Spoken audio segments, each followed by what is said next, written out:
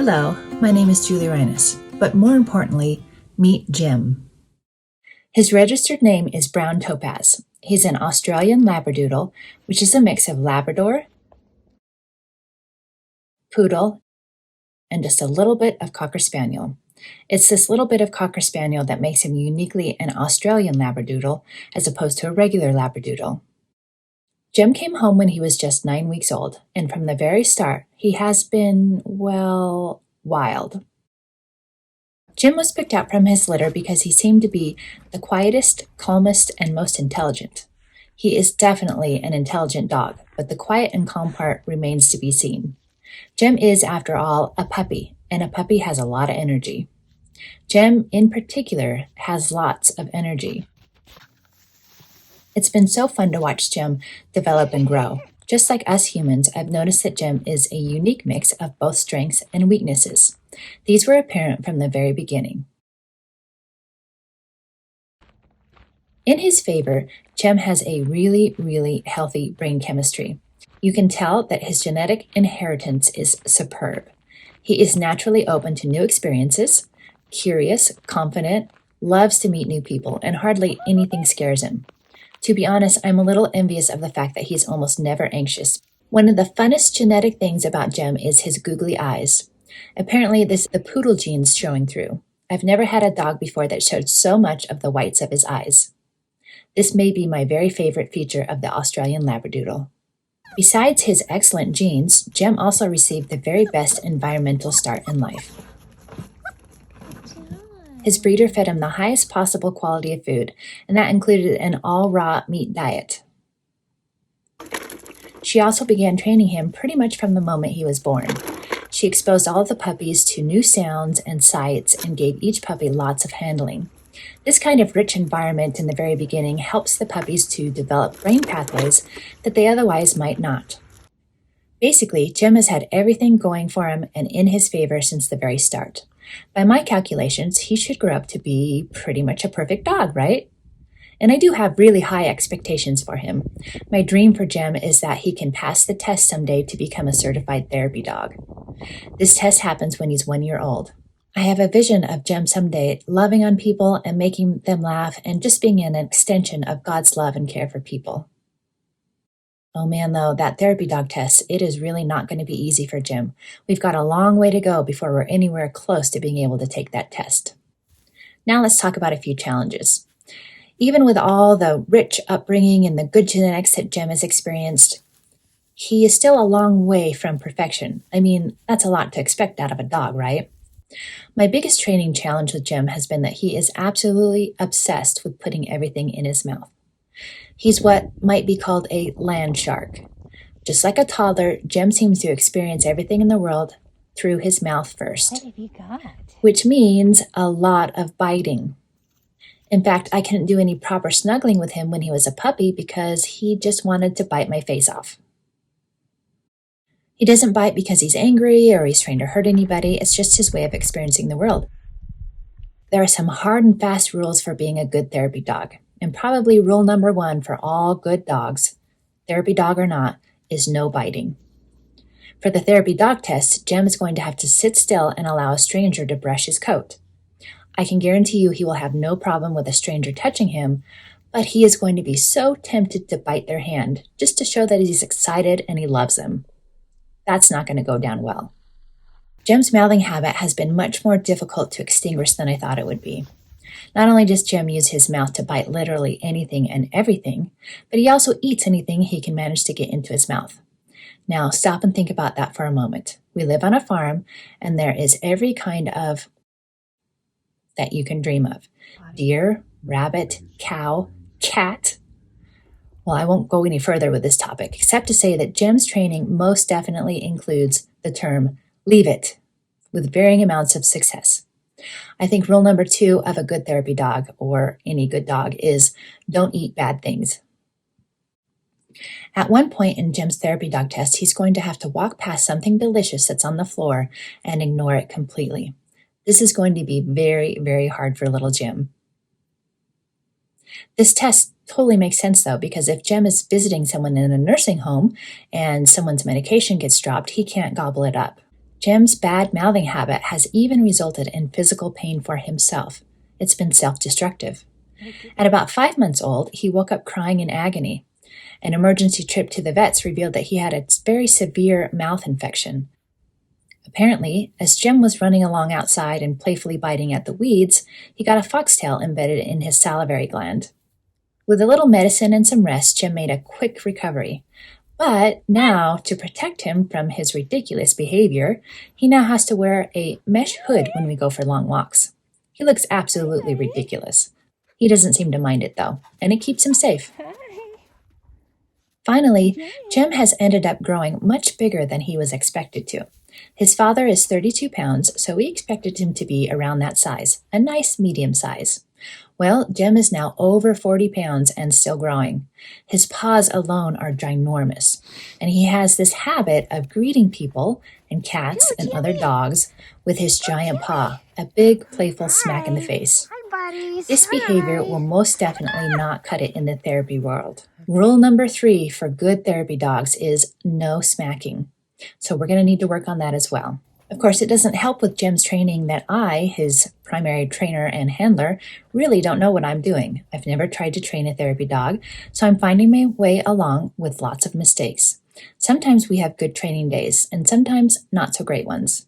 Poor Jim's development really depends a lot on me, and I'm getting things right about 50% of the time. Only time will tell if he's going to get enough decent training to help him pass the test. And yet, with all that, when I look at Jim, my heart just swells with love. Not because I'm envisioning what he could be someday. I don't look at Jim and think, that'll be a good dog someday. I look at Jim and see a good dog now, just because I love him. I have loved him at every stage of his development. I realistically see a package of weaknesses and strengths and puppy immaturity, and I just feel love. I mean, who couldn't love this face?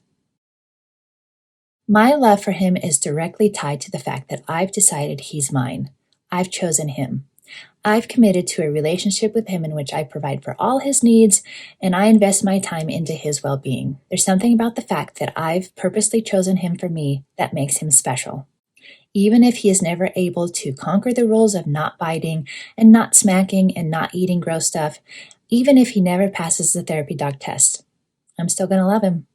Our relationship brings me so much joy. The human faith journey is a little bit like Jim's story. Although Jim can't really articulate it, what he really wants is the same thing as us. He wants to be his very best self, living his best life. In psychology, we call this well-being. Like Jim, we have some things working in our favor and some things working against. The kind of environment we grew up in, our genetics, our unique combination of strengths and weaknesses. These things might have an influence on our well-being, but they're not the most important thing. Not even close. As it turns out, there is one single factor that helps to determine whether we will flourish or not, and that's love. Humans will try to fill this universal need for love in various ways. We tend to think that beauty or wealth or power or fame will be the thing that finally makes us fully and completely well, worthy of love.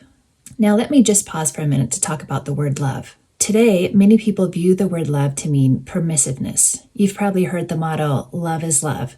The connotation here is that anything goes. If it feels good, it is good. That there are no actually bad choices and good choices when it comes to love. But that's just not true. Some things that feel authentic and good in the moment are actually self-destructive in the long term. There is an actual dividing line between the kinds of things that will help us to flourish and the things that will destroy us. From a developmental perspective, humans are wired to require love from birth. As infants, we need someone else that's going to provide for all of our needs, all the basic needs, including milk, food, warmth, and we also need someone who will provide for our emotional needs. Infants require caregivers that are both providers and protectors. Infants are incredibly vulnerable, and a majority of caregiving is tied to protecting them from harm. This reveals an obvious truth about love. It accurately sees and identifies danger. So real love relies heavily on truth.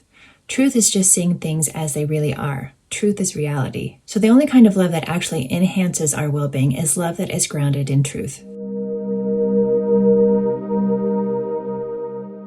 Now, as we get older, and usually it's sometime around the age of 2, we begin to learn the rules of life. Our parents tell us, don't touch that, don't eat that, just like Jim.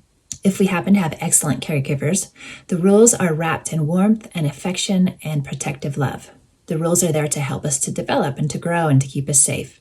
If we didn't get the best caregiving, we may have developed in an environment where the rules were harsh or inconsistent or heavily reliant on punishment. No matter what kind of parents we had, we begin to have a relationship with rules very early in life. Then, as we grow older, we learn that there are rules that are outside of our family system. There are rules at school, there are rules in our peer groups, there are rules everywhere out in the world. No matter how you look at it, the pressure is on. But there is an inherent problem with rules. There will come a day in our life journey for every one of us when we will absolutely fall short. The things that we want to do, we are somehow unable to do, and the things we don't want to do, we find ourselves doing them anyway. This failing at the rules or falling short very often leads to an experience called shame. Shame is the belief that at our core, we are not good or lovable people. Did you know that the only creatures on earth that can experience shame are humans? Here's a little clip of Jim wearing the cone of shame after being neutered.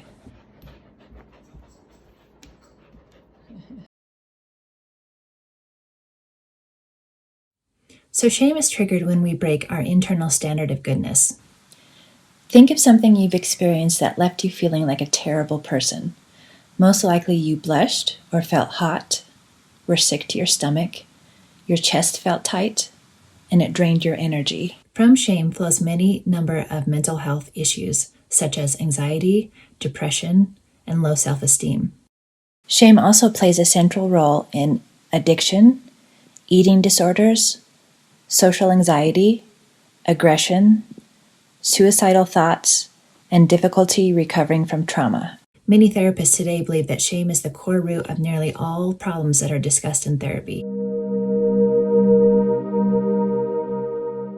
Pretty much every religion, every spiritual practice, every self-help theory, every culture, every theory of well-being is going to have its own special set of rules. The pressure for maintaining or achieving our well-being by obeying the rules can be overwhelming, and frankly, it's impossible. We will all fall short. So what we need is a solution. We need something better. We need the rules to go away as a measurement of how lovable we are.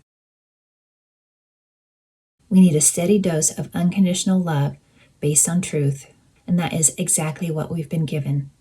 His name is Jesus, and his method is grace. Here's an interesting fact. Only about 7% of the world's population believes that there is no God or that it's impossible to know. That leaves 93% of the planet that believes there's something spiritual out there.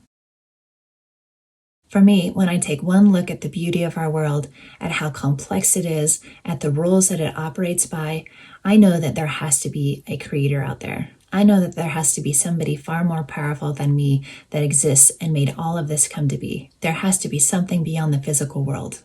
There has to be something spiritual. Decades of well-being studies have shown that healthy spirituality only enhances well-being. We want a connection to something bigger than us, and we want that connection to benefit us. Yet in all the major religions and all the self-help books and all the methods of spirituality, there's only one description of a God or a spiritual being who extends extravagant love, a God who offers well-being with no strings attached. This description is found in a book that has both historical evidence and eyewitness testimonies to back up its claims about truth and God, the Bible. And if I were to sum up the entire message of the Bible into just one sentence, it would be this: God pursues us with his extravagant love. In the Bible, we find a description of a God who created us, who delights in meeting our needs, and who chases after us with his love. And it's not just any kind of love. It's an unusual kind of love. It's an unconditional love. It's called grace. Grace is defined as the unmerited favor of God. In other words, can you imagine being God's very favorite person on the planet? Now try to imagine that your mother, your best friend, and your teacher are also God's very favorite people on the planet. That's the kind of lavish, extravagant love that God has. He chooses to shower us with his unconditional love, and he takes responsibility for our well-being. This is the unique and perplexing message of Jesus. Many religions and historians will agree that Jesus was certainly an excellent teacher, and he could even be called a great example of human thought and behavior. But his identity is so much more than that. Jesus is actually God himself in a frail human body. The same God who formulated the complexity of the human eye and carved out the Grand Canyon decided to come to earth and live as one of us. That's how far God would go to pursue us with his love. When Jesus was on earth, he highlighted the rules of well-being. He started with the 10 Commandments, and then he made them even more difficult to obey. A rule that was once don't murder became don't even hate. Eventually, he summed up all the rules like this: be perfect as your Father in heaven is perfect. That sounds pretty daunting. Thankfully, Jesus went on to do exactly that. He lived a perfect human life. Now, we know that Jem is currently in training to take his therapy dog test. He's got questionable odds as to whether or not he will pass. Do you know that there was also a good human test? It happened once and for all over 2,000 years ago. Jesus took it and passed it with flying colors. He is officially certified as the only perfect human in existence, never falling short in any way. He then offers us his A+ results. We become good in his eyes because he says so.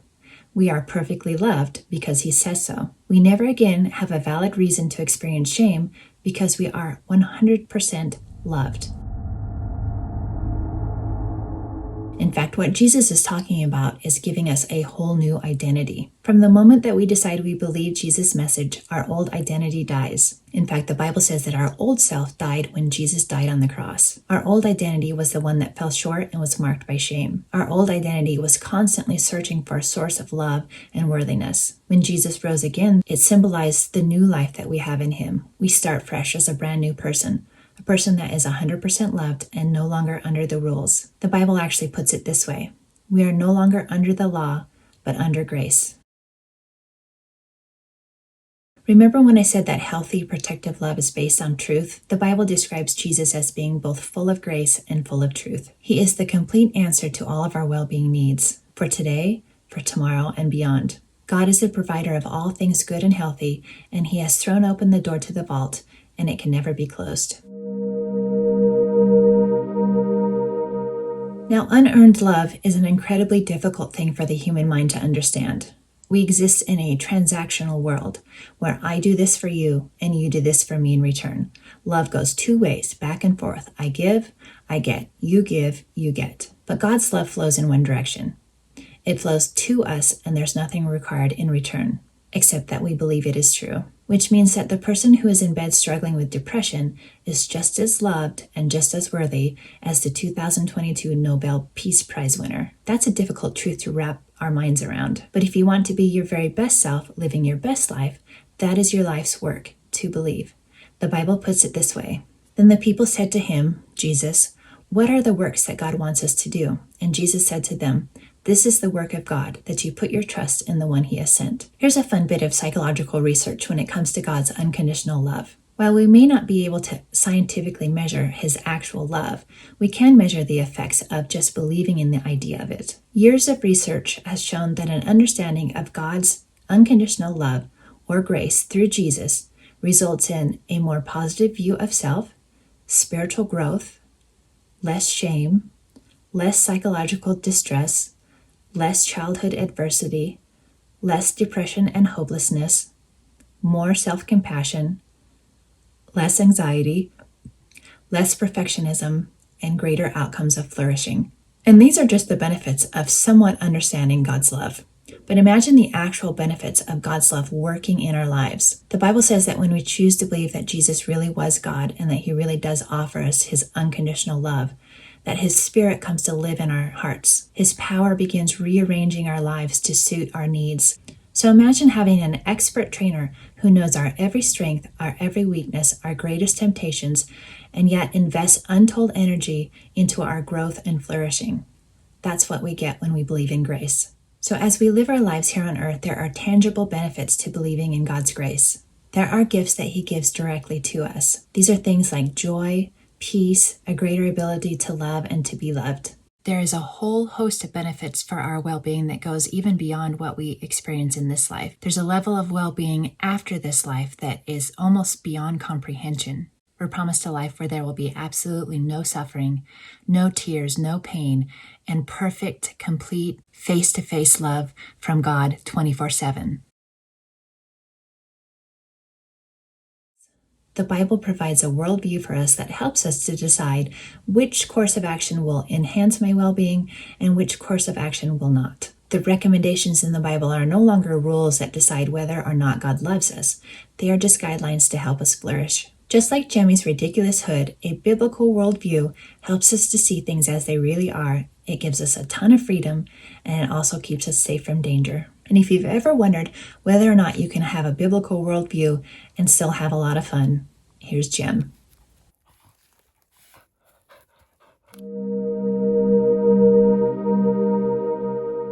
Finally, it's an uncomfortable truth that in this lifetime we will face suffering. Yet even in our suffering, God is working things out for our good.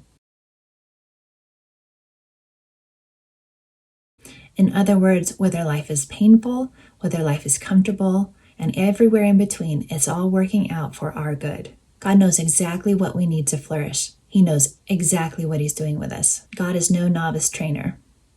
Under His love, even our weaknesses and failures become something that can serve a glorious purpose. God's love really takes all the pressure off of us and puts it onto Him. Rather than something we need to earn or figure out, our well-being becomes a gift from God. If we go back to Jim's life, his excellent start may have made some things a little easier for him, but it's not the thing that decides his ultimate well-being. A shelter dog who may have experienced abuse, neglect, or inherited some challenging traits can still make an excellent therapy dog. The deciding factor, of course, is love. Healthy, protective, powerful, healing love. The kind that God specializes in. It doesn't matter when it enters your life. It just matters that it does. If you believe that this Jesus stuff is real and that grace is real, then you have no choice but to see yourself as a precious gem. Deeply loved, valuable, forever.